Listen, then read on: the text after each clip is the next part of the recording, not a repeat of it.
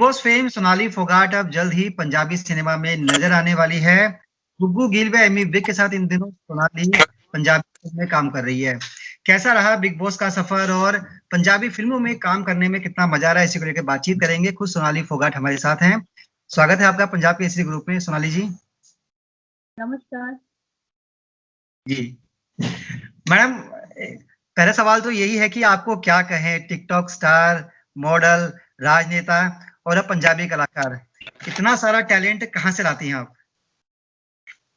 देखिए कला तो कलाकार जो होता है वो कहीं ना कहीं से समय निकाल के अपनी कला को प्रदर्शन करने के लिए समय निकाल ही लेता है। दूसरा राजनीति क्षेत्र से जुड़ी हूँ तो वो चीजें तो करनी ही है। कर्तव्य है हमारा, इस फील्ड से जुड़े हैं तो काम करने का। दूसरा, अगर हम कला के क्षेत्र से जुड़े हैं तो चाहे वो कोई भी भाषा हो, चाहे पंजाबी हो, हिंदी हो, हरियाणवी हो, तमिल, तेलुगु, कुछ भी हो, कुछ मिल जाए कलाकार को करने के लिए अच्छा, तो वो उसका मन करता है वो करे। और मुझे बहुत खुशी हुई बिग बॉस से आने के बाद कई सारे ऑफर आ रहे हैं। आज भी जब आपसे फोन में जैसे देरी हो रही थी बात करने में, तो एक कॉल आई हुई थी कि संजय लीला भंसाली को असिस्ट कर चुके हम दिल दे चुके सनम में जो है डायरेक्टर सुमित गुप्ता, तो डायरेक्टर और प्रोड्यूसर है एक फिल्म के, तो भोपाल में फिल्म को शूट करना चाहते हैं और लीड रोल के लिए मुझे उन्होंने बोला है। और आज ही बात हुई है इस बारे में। और दूसरा, पंजाबी फिल्म के बारे में जो आप चर्चा कर रहे थे, गुग्गू गिल और एमी विर्क के साथ काम करने का मुझे अवसर मिलेगा। मैं अपने आप को सौभाग्यशाली मानती हूँ कि मैं जहाँ गुग्गू गिल को बचपन से इतना जब मेरी शादी हुई थी उन दिनों में गुग्गू गिल की फिल्में मैं देख रही थी, और उनकी आवाज जो इतनी दबंग आवाज उनकी है, तो उनकी फैन में बहुत सालों से रही हूँ। और आज अवसर मिल रहा है उनके साथ काम करने का, तो चलिए, अच्छा है। हमारी हमारी कामना भी आपके साथ है, आप यूं ही कामयाबी की सीढ़ियां चढ़ती रहें। मैडम, आप लगभग 33 दिन तक बिग बॉस में रही। पहला सवाल तो यही रहेगा कि कैसा रहा एक्सपीरियंस? क्या आपको लगता था कि इतना लंबा सफर तय कर पाएंगी?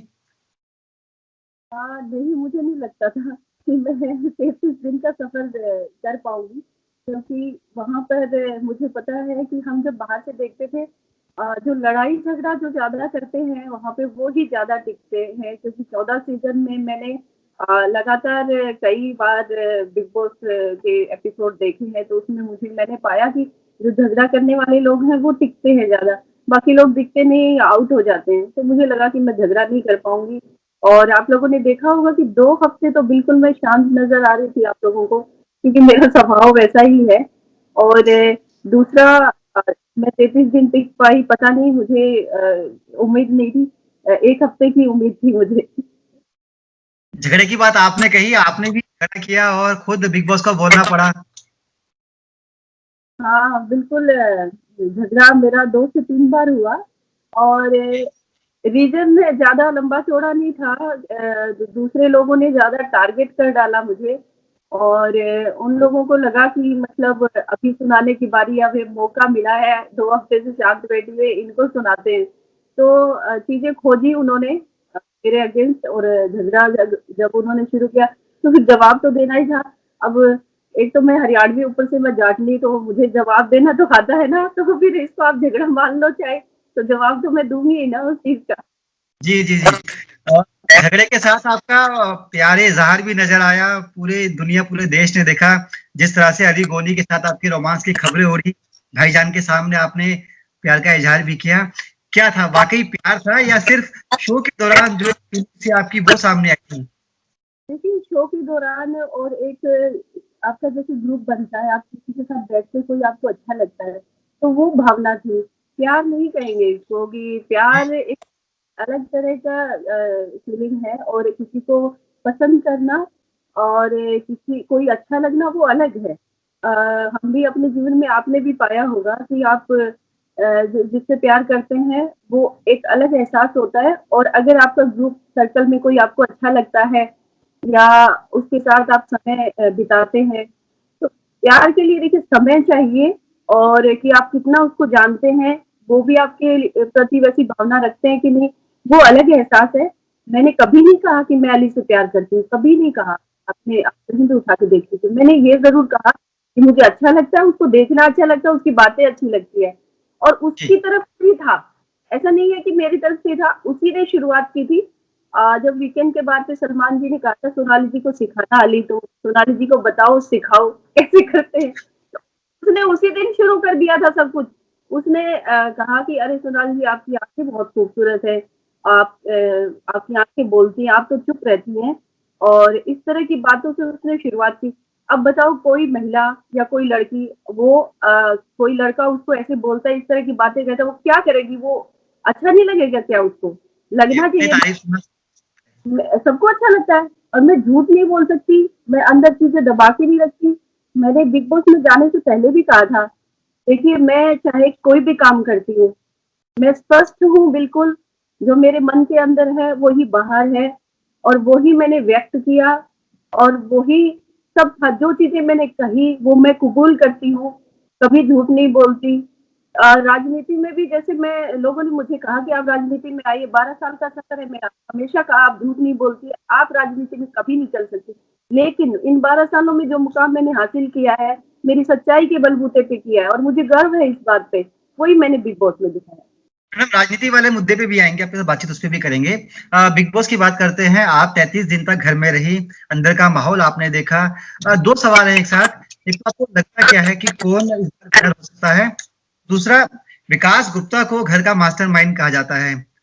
आपको लगता है वाकई वो मास्टरमाइंड है या मास्टरमाइंड कोई और है आपकी नजर में? नहीं, विकास गुप्ता को ही मास्टरमाइंड मानती हूँ मैं। स्टार्टिंग में मुझे लगा ये लड़का देखो आया है, सोता रहता है। लेकिन जब कोई टास्क आता था और तब उसका जो हम देखने को, उसका जो माइंड से वो खेलता था, वो देखने को मिलता था और एक्चुअल में वही मास्टरमाइंड है। बहुत सारी चीजें मैंने नोटिस की उसकी। इसीलिए देखो बिग बॉस में उसको बार-बार बुलाया जाता है, चौथी बार बुलाया गया है। उसमें क्वालिटी है।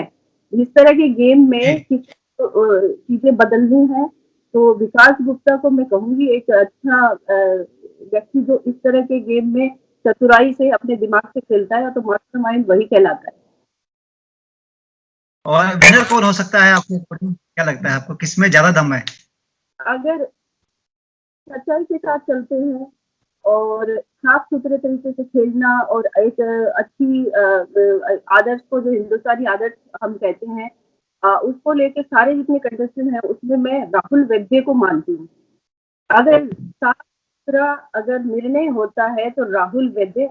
और चैनल अगर कहीं ना कहीं किसी के साथ अपनापन दिखाता है, जिस तरह से कलर का फेस माने जाने वाले लोग हों या हर बार, अब मैं जैसे लोगों के कमेंट्स पढ़ रही हूँ कि हर बार कलर्स का कोई ना कोई चेहरा या जो ज्यादा पॉपुलर है इंडस्ट्री में उसी को अवार्ड मिलता है या विनर होता है।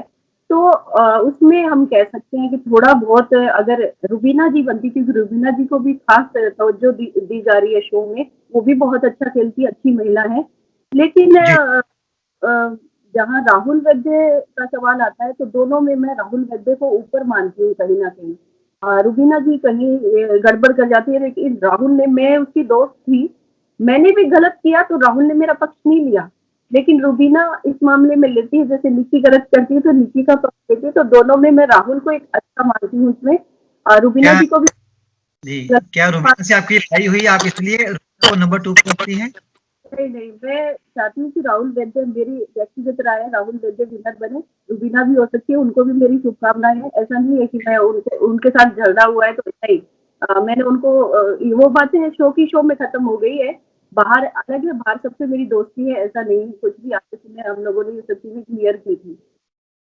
अच्छा, अब आप शो से बाहर हैं, क्या बदलाव देखती हैं? 33 दिन तक अंदर रही, एक बड़ा प्रोजेक्ट था बिग बॉस का। बड़ी किस्मत वाले लोग वहां पर पहुंचते हैं, ऐसा कहा जाता है। टैलेंटेड लोग वहां पर होते हैं। अब आप बाहर हैं, अपनी लाइफ में क्या आप कुछ बदलाव महसूस कर रही हैं? बिल्कुल कर रही हूँ। लोगों का नज़रिया मेरे लिए बदल गया है। देखिए दुनिया में हर तरह के इंसान होते हैं, कुछ अच्छे, कुछ बुरे, कुछ अच्छे, हर तरह की सोच रखते हैं। जिस तरह से मैं राजनीति के साथ-साथ अभिनय क्षेत्र से जुड़ी काम करना भी चाहती थी, लेकिन कम काम मिलता था।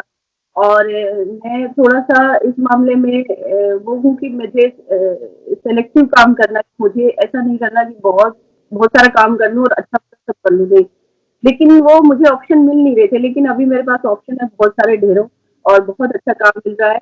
और ये जो चीज़ें मैं बहुत सालों पहले करना चाहती थी, वो आज काफ़ी सालों के बाद मुझे अवसर मिल रहा है। बिग बॉस सभी मानते हैं कि हिंदुस्तान का सबसे बड़ा रियलिटी शो है। इसमें जाने के बाद हर किसी को फेम मिलता है और मेरे साथ भी ऐसा ही होता है और मुझे ज़्यादा तवज्जो मिलती है।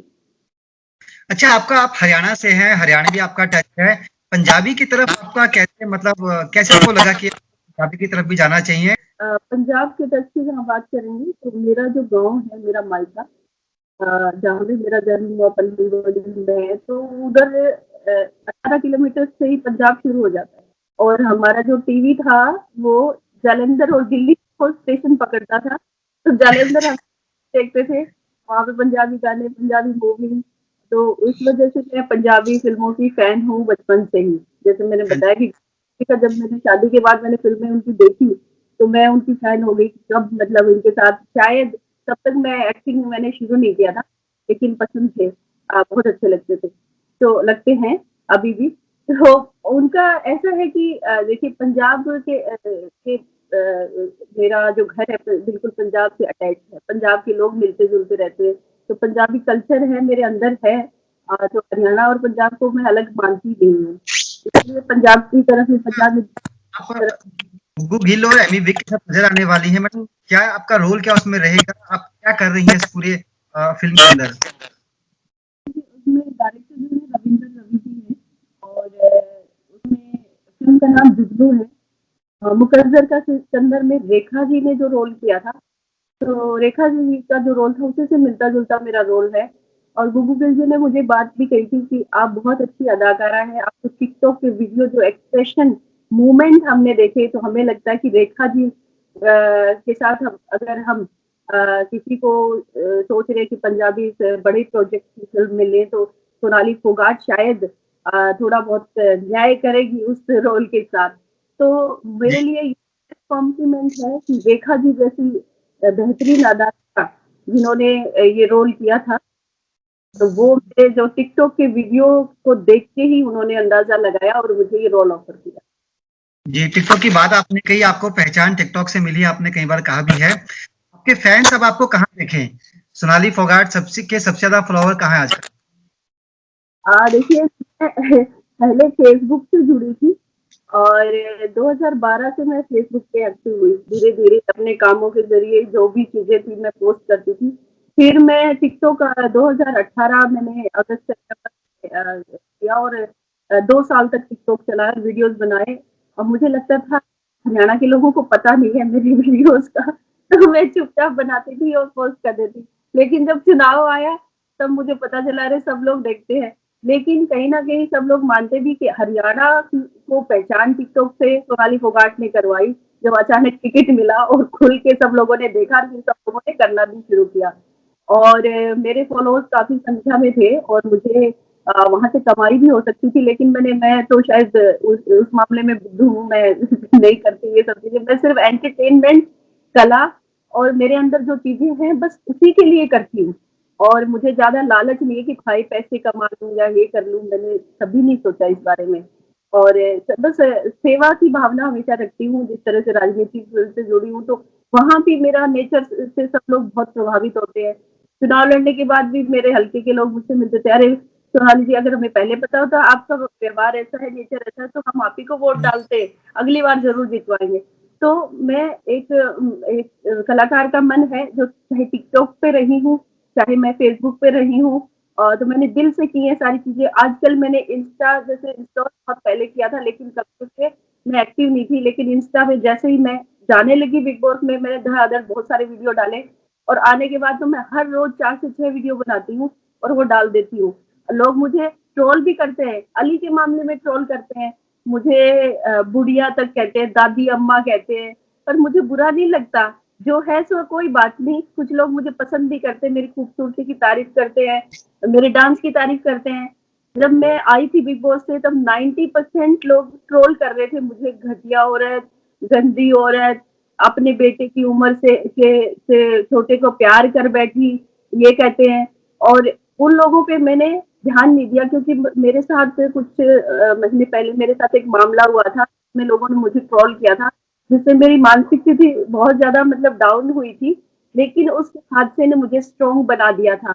मैंने लोगों का अच्छी और बुरी बातों में सामना करना सीखा। फिर मैं बिग बॉस से आई तो मैंने उसको अच्छे से फेस किया और आज 99% कमेंट जो है पॉजिटिव है और 1 या 2% लोग मुझे ट्रोल कर रहे हैं। और दुनिया में हर तरह के लोग हैं, ये हमें स्वीकार कर लेना चाहिए। हर कोई परफेक्ट नहीं होता। आज मैं 40 साल की हो गई हूँ, तो इसमें देखो मेरा कोई बस नहीं है, चाहे बुढ़िया को, चाहे दादी अम्मा कहूँ, मैं कलाकार हूँ, मैं तो करूंगी भाई, आप कर लो कुछ भी। जी, जी, बिल्कुल। और प्यार अंधा भी होता है। उम्र उम्र के दायरे में प्यार को बाँध के नहीं रखा जा सकता है। आप लंबे समय तक बिग बॉस के घर में रहे और उसके बाद बाहर आते ही आपको तमाम तरह के ऑफ़र्स आने शुरू हो गए। सबसे पहले आपको पंजाबी फ़िल्म का ऑफ़र मिला। बैनर की फ़िल्म है, बड़ा स्टार कास्ट आपके साथ है। हमारी शुभकामनाएँ आपके साथ है कि आप ऐसे ही आगे बढ़ते रहें और अगली बार भी आप उसके घर में जाएँ और आप विनर भी हों। बहुत-बहुत शुक्रिया पंजाब केसरी को समय देने के लिए बातचीत। और धन्यवाद आपका।